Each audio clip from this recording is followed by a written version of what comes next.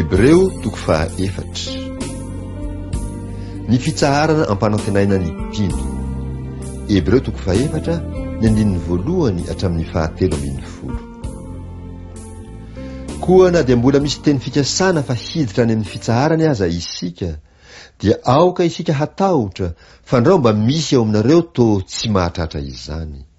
Fa isika koa dia nitoriana filazantsara tahaka ireny ihany, kanefa ny teny izay efa reny dia tsy nahasoa azy, satria tsy niharo finoana tao amin'izay nandre. Fa isika izay nino no miditra amin'izany fitsaharany izany, araka ny voalazany hoe toy ny nianianako tamin'ny fahatezerako hoe tsy hiditra amin'ny fitsaharako mihitsy izy. Salamo 5:20 ny 1:10.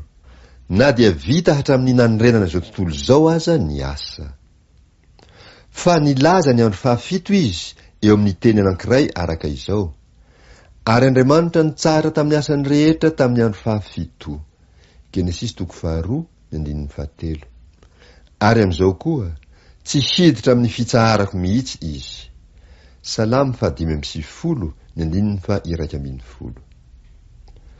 Koa satria mbola hiditra eo ihany ny sasany, ary izay nitoriana ny filazantsara tamin'ny voalohany dia tsy niditra noho ny tsy finoana, dia mametra andro anankiray indray izy, na dia efa ela toy izany aza, milaza ao amin'ny Davida hoe anio. Araka ny voalaza teo hoe anio raha hiaino ny feony ianareo, aza manamafy ny fonareo. Salamo 5:20 ny 7.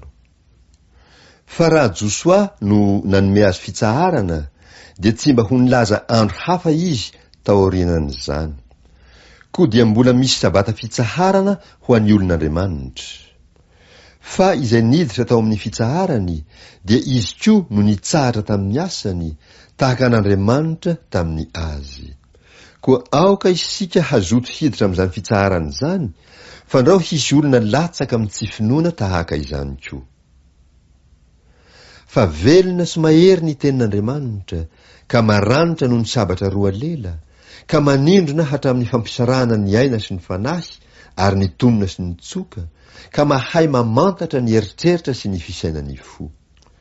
Ary tsy misy zavatra ary na inona izay tsy miseho eo anatrehany, fa ny zavatra rehetra dia mihanjahanja sy ahariary eo imasin'izay hiafarany ataotsika. Kristy mpisorona be ho antsika. Hebreo 4:4 hatramin'ny 5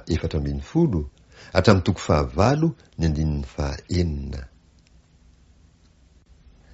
Ny seza fiandrianan'ny fahasoavana.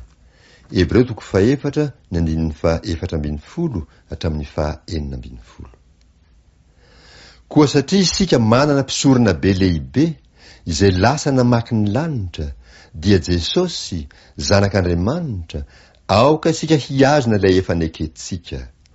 Fa isika tsy manana mpisorona be izay tsy mahay miara mitondra ny fahalementsika, fa izay efa nalay mpanata amin'ny zavatra rehetra tahaka antsika, kanefa tsy nanana ota.